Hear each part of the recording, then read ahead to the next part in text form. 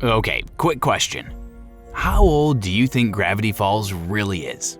Like 100 years? 200? Try 30 million. Yeah, the town is maybe 30 million years old. But how about the age of the main villain? You might have guessed this, right? More than 1 trillion years. What? Yeah, this timeline doesn't start with Dipper and Mabel's summer vacation. It starts with a screaming triangle god tearing his way out of another dimension.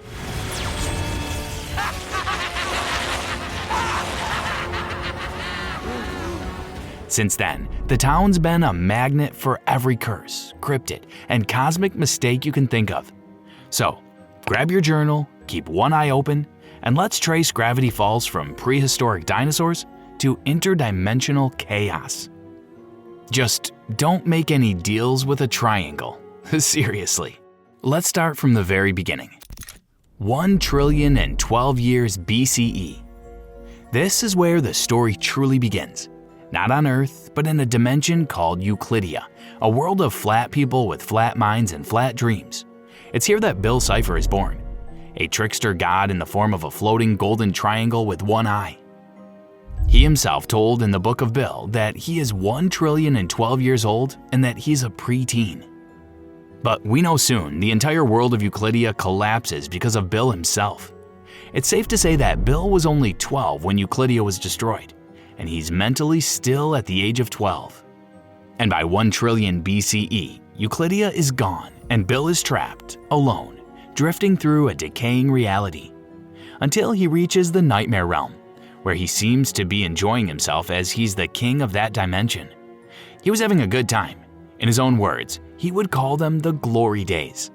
But he came to know that this dimension is slowly moving towards the edge of reality, and he needed a stable dimension before this system is destroyed in 1 trillion years. So, he swears vengeance on the very concept of existence, waiting for the perfect dimension to corrupt next. Fast forward to 1 billion BCE, the prophecy of Weirdmageddon is born. Somewhere across space and time, a warning is written. A day will come when reality itself tears open and the triangle returns.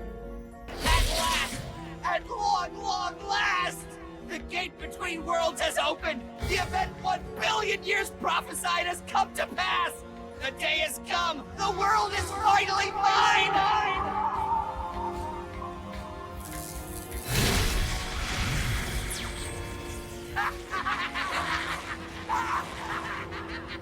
As to the fact that where the prophecy came from, there's no such information, only theories. Some fans conclude it was Blandin Blendin who went back and to warn people wrote this prophecy.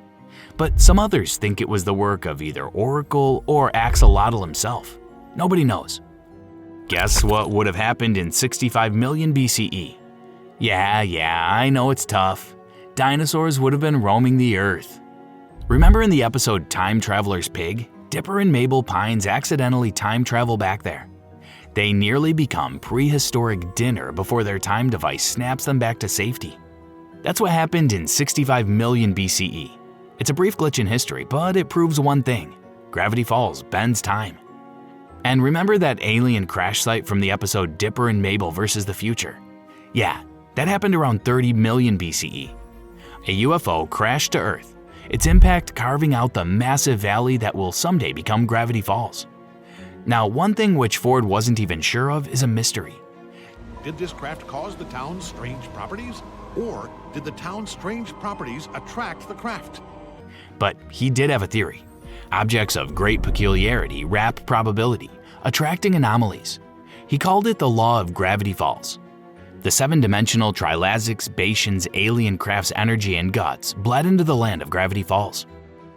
Very fast forward to 1000 CE. The valley was home to an ancient indigenous civilization, the one to which Shaman Modoc the Wise belonged. He was the first human target of Bill Cipher to build a portal, but that went wrong. In fear, the people abandoned the valley, leaving behind their relics and their warnings. And in that art, something disturbing appears.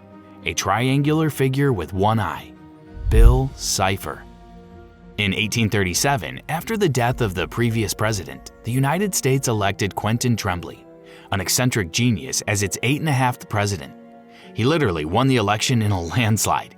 He was odd, even by historical standards, so he was replaced by another president, William Henry Harrison. And on June 18, 1842, while exploring the Pacific Northwest backwards on horseback, Tremblay makes his most bizarre discovery: a hidden valley filled with strange energy and unnatural beauty. He declares it the most extraordinary place in America, and founds the town of Gravity Falls on the spot. The first human settlement in the valley begins. Gravity Falls is now officially on the map. But the weirdness? It's just getting started. Moving on to 1949, Gravity Falls is still new. A small, quiet town tucked in the Oregon wilderness. And gold is found, and the very similar gold which Bill talks about. There was a vast amount of fool's gold under Gravity Falls. So there was a gold rush in the year 1949. Hundreds of thousands of miners rushed to Gravity Falls to mine the gold. Then in 1850, a lesser-known flannel rush came. Well, we all know the writer Alex Hirsch's love for flannels, and of course, he had to put that in the show. He showed a particular love in characters for flannel, which might have come from the flannel rush. But then came the year 1851, when the miners ran, leaving behind the abandoned mines because of sightings of the mysterious prehistoric beasts. These beasts were dinosaurs trapped in sap, shown in the episode Land Before Swine. Even Ford mentioned them in his journal. And according to Ford, around the 1860s, high five was invented by settler Fertilia and her family on the Oregon Trail. But that's not totally true. In the episode Time Traveler's Pig, Dipper and Mabel accidentally went back 150 years to the year 1862 and messed up some timeline. They fell in one of the carts of the settlers on the Oregon Trail, where Mabel showed them a calculator and shoes that light up. She also high-fived with Fertilia and told her that's called a high five. So now we know that one of the settlers didn't invent high-fiving, they learned it from Mabel. And as if the 1860s weren't strange enough already, this was also when the Nathaniel Northwest cover-up unfolded. America was embarrassed by Quentin Tremblay and his pathetic policies. Tremblay's shameful term was erased from history and officially replaced by William Henry Harrison as president and local nobody Nathaniel Northwest as founder of Gravity Falls. But who was Nathaniel Northwest? Why was he significant enough to be made the founder? Well, he was a local waste-shoveling village idiot who was chosen to be a patsy mayor. He was really an idiot who would hit his head with a boat oar until he blacked out and loved to eat the bark of oak trees. As for the significance, there was none. He would have been perfect to be controlled. And since we were talking about the year 1862 before, it was the same year when Nathaniel Northwest tricked the lumberjacks to build him a giant lumber mansion in return for a false promise to let the entire town join the Northwest Feast when they would host it. The lumberjacks agreed and started building the mansion. A lot of hard work, hard seasons, and casualties later in the year 1863, the mansion was complete. And when the time came and the Northwest Fest was being hosted, the Northwest family shut the doors on the entire town. That broke the lumberjacks. Soon after they were returned, a great mudslide came and swept the lumberjacks. That mudslide was caused by all the trees being cut down to make the mansion. A lot of lives were lost that day, which could have been spared if the Northwest family had let them into the manor. So that day, the head lumberjack Archibald Corduroy curses the Northwest family with his dying breath. The lumberjack swore to return in 150 years and exact vengeance on them unless they keep their promise. A curse that Nathaniel Northwest heard, wrote down, and has since been passed down through the Northwest family until now. So that's the whole story. But I'm going to tell you the timeline here is a little bit fishy. According to Gravity Falls wiki website, these events occurred exactly like I told you in 1862 and 1863. But I think the completion of the mansion and the curse took place in 1862, because the curse said the ghost would return in 150 years. And he did actually return in 150 years in the episode Northwest Mansion Mystery. Since that episode took place on August 4th and 5th of the year 2012, and 150 years back would mean 1862, and the start of building that mansion must have taken place a year or two before 1862. So that must have been a mistake. Moving on to the year 1883, Ford talks about a great train crash of '83 in which the conductor got distracted by something and derailed the train. To escape imprisonment, Blandon travels back in time to the 19th century and gets stuck in 1883. when he caused the Great Train Crash of '83 by distracting a passing train conductor with his time machine and lost his time machine in the crash. Blendon was able to blend in with the populace and procured a job as a pocket watch repairman, as well as contracting a gold rush-era disease.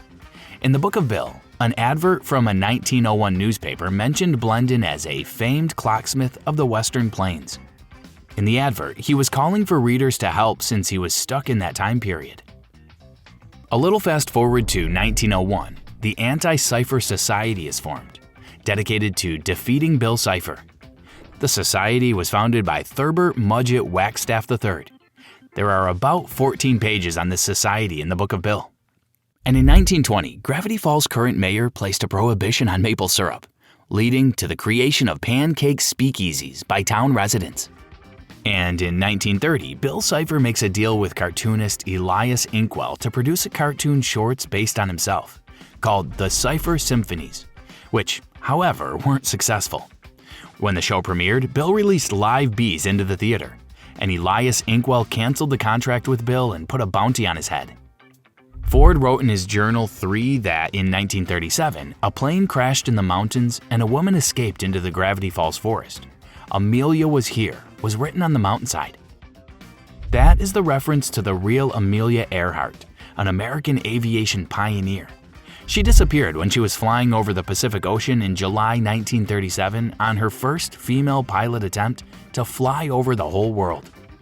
According to Ford entries, there was a UFO sighted heading east in 1947. It was actually Bill Cipher who crashed on July 11, 1947 in eastern United States into Roswell, New Mexico, and was detained by the government and put on questioning and experimentation. He gave them a really hard time. Bill claimed he was hanging around in nuclear testing ranges. Around the early 1950s, the town reached a population of just over 1,000.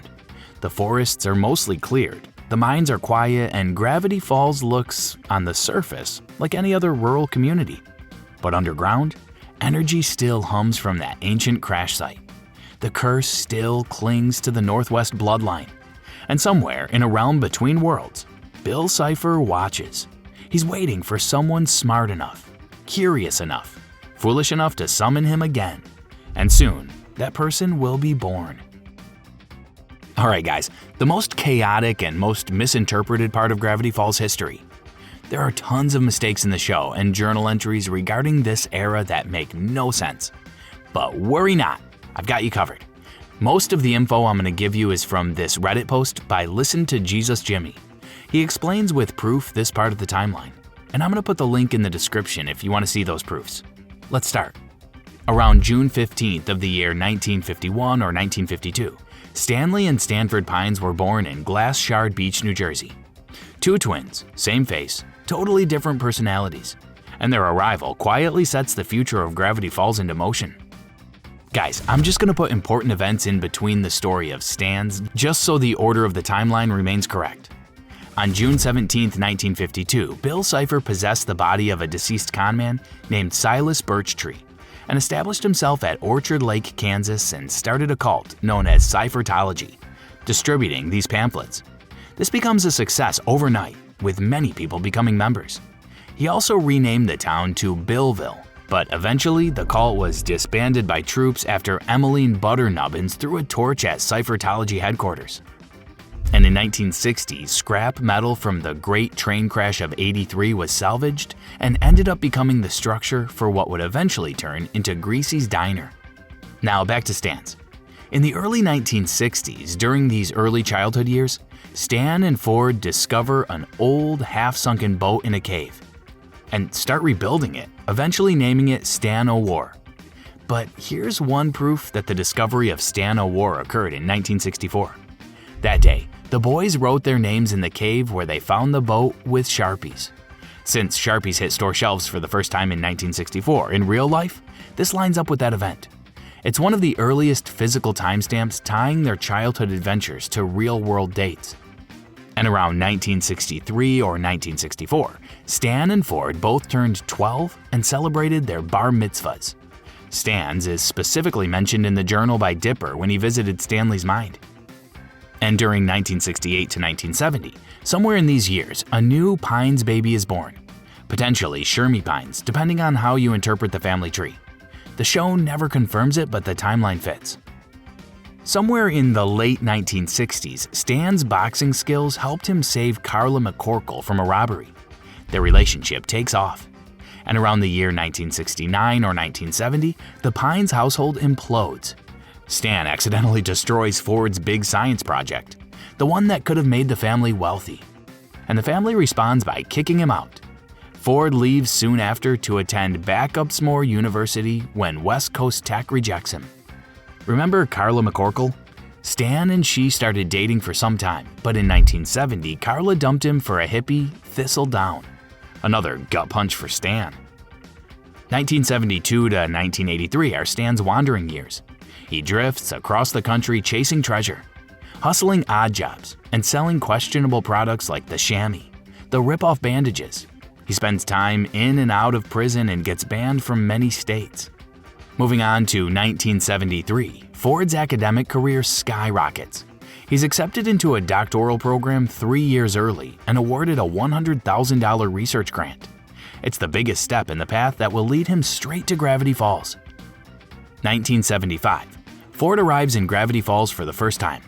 He started his journal one that had his six-fingered emblem, and he began researching the town's weirdness, taking notes in his journal. 1978, after 3 full years in the town, Ford completes Journal 1 and starts Journal 2. By now, the mysteries are piling up fast. Next up, we have an important event. Although Ford writes that he discovered Muse in 1981, that is not totally true. In this Journal 3 entry, he talks about a miracle 2 years ago. While napping in the forest, he was visited by what he thinks was a muse who gave him divine and otherworldly insights. This actually happened in 1979 when Ford encountered ancient cave drawings related to Bill Cipher, summoned him, and unknowingly made the most dangerous deal of his life. And on June 18, 1981, Ford began writing Journal 3, the final piece of his research trilogy. But how do we know it was 1981? He wrote on the first page of Journal 3 that it's been 6 years since he researched Gravity Falls. 1981 is also the year Bill appeared officially and started to guide him towards his goal, the portal. Now, why did he lie about his discovery of Bill in 1981 rather than in 1979? The answer is simple. It was embarrassing for him to show that he was having help from someone in his scientific achievements. And it was his secret. August 3, 1981 to July 17, 1982 is the time when Ford investigated the Northwest family and the mystery of the Great Flood of 1863. He spent time at Manly Dan's cabin, discovered the 10 categories of ghosts, and eventually received the blueprints for the portal directly from Bill Cipher. July 18, 1982. Ford tried building the portal according to the blueprints, but regrets that he left his studies too early. So he calls in a partner, Fiddleford McGucket, to Gravity Falls to help design and build a newly planned interdimensional portal. On July 29, 1982, McGucket arrived and Ford was overjoyed.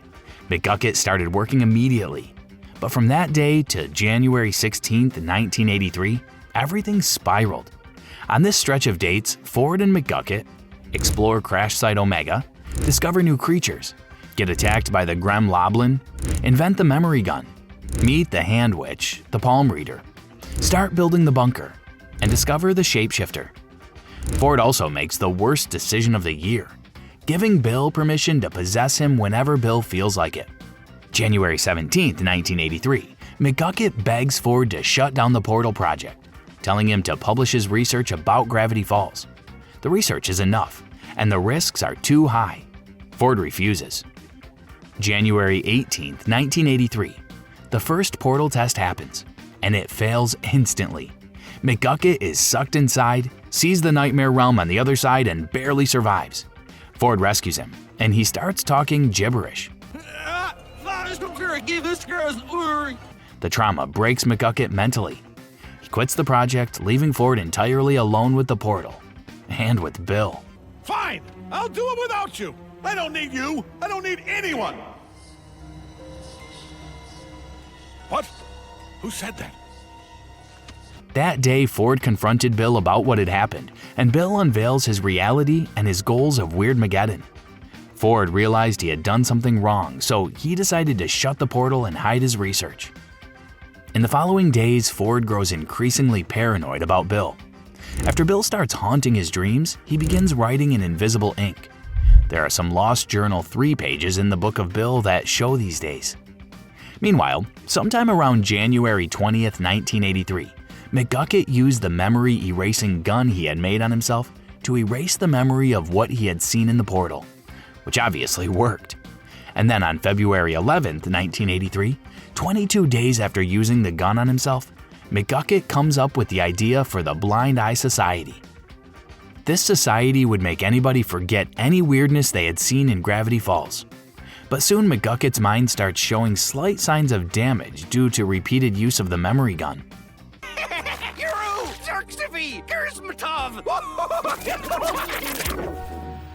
Alongside these events, chaos was going on in Ford's mind.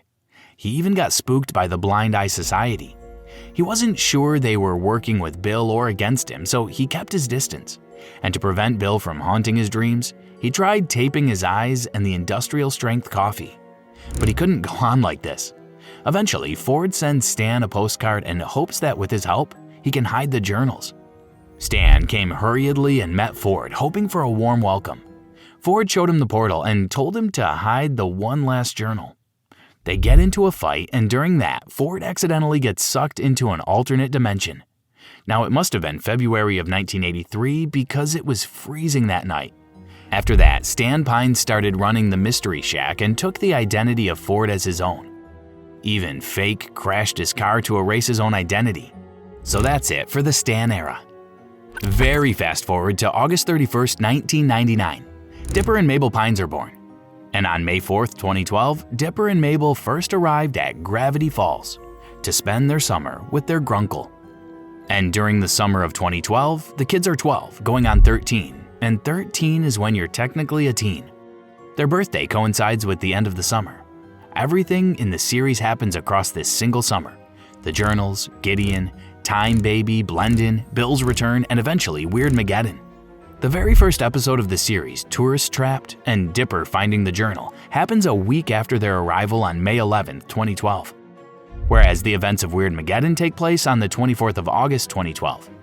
Although it seems like a couple of days slip by between those 3 episodes, Weirdmageddon breaks the rules. Time isn't really ticking, it's just stuck in chaos.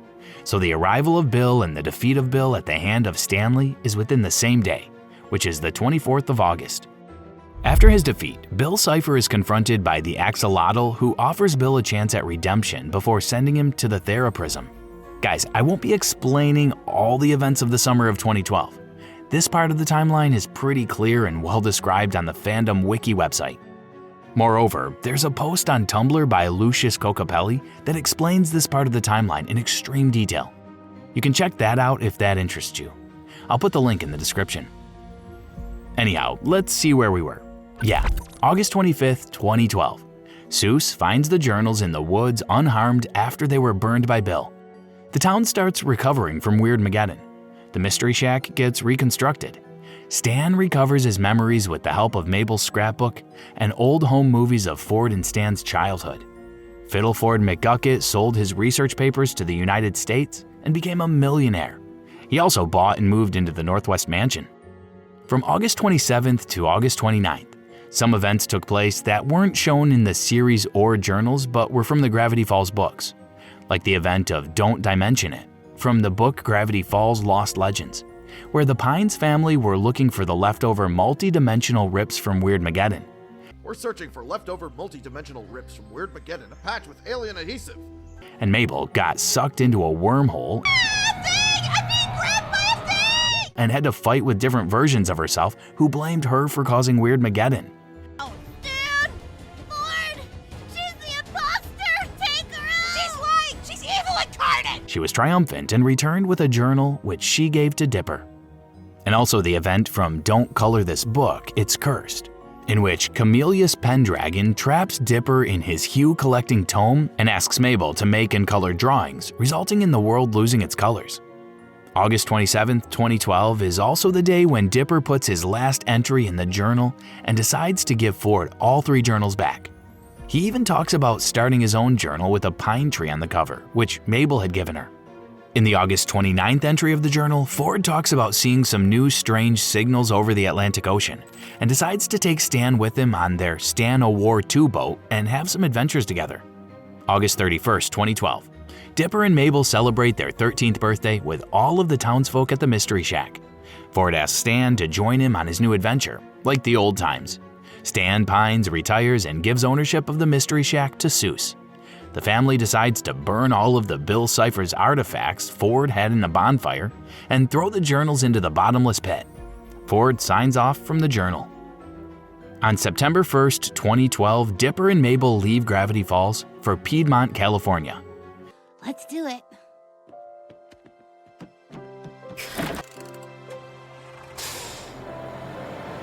November 8th, 2016, Fiddleford McGucket wins the 2016 United States presidential election and becomes the 45th President of the United States of America. Moving on to year 3012, Time Baby is expected to be revived. The credit Cipher from Weirdmageddon Part 1 says that Time Baby's particles will take 1,000 years to reform. And because the show takes place in 2012, this would happen in 3012. But this is not confirmed, as the letters found by Ford from Blendin Blandin say that Time Baby only sent a hologram force, and the original force stayed back in the year 2012. Anyhow, 3012 is the same year predicted by the mailbox as the end of the world in an animated Gravity Falls short. When is the end of the world? 3012. Huh, we got a while. Also, in the Time Traveler's Pig episode, Dipper and Mabel travel to the future and they see Time Baby destroying the world. This could be a reference to the year 3012, coinciding with the mailbox prediction, or a reference to the year 2012, which I'm going to discuss just a minute later. Year 2012, the year Blendin Blandin is from. Most of the episode Blendin's game takes place in this year. Blendin is sent to Infinitentiary, then escapes. He invokes Globnar against the Pines twins. In Journal 3, this year is written as 2012, on 3 different pages, probably due to a typo. And on this page, Ford writes that Giant Baby takes over the universe beside this year. This could be what Dipper and Mabel saw. My bet is this is exactly what Dipper and Mabel saw in the future and not the year 3012, because I think the guy on the other end of the mailbox is a liar or very bad at prophecies. And that's the Gravity Falls timeline, or at least the version that won't melt your brain. If you made it through all that without losing a few brain cells, honestly, bravo. Flex on us in the comments, because I sure lost some brain cells. Before you dip, tell me in the comments which part of the timeline still feels cursed to you. Was it Bill? Was it McGucket? Or was it literally everything Stan ever did? Hit like, smash subscribe, and if you don't, Bill Cipher might show up in your dreams tonight. I don't make the rules. Now you've got to.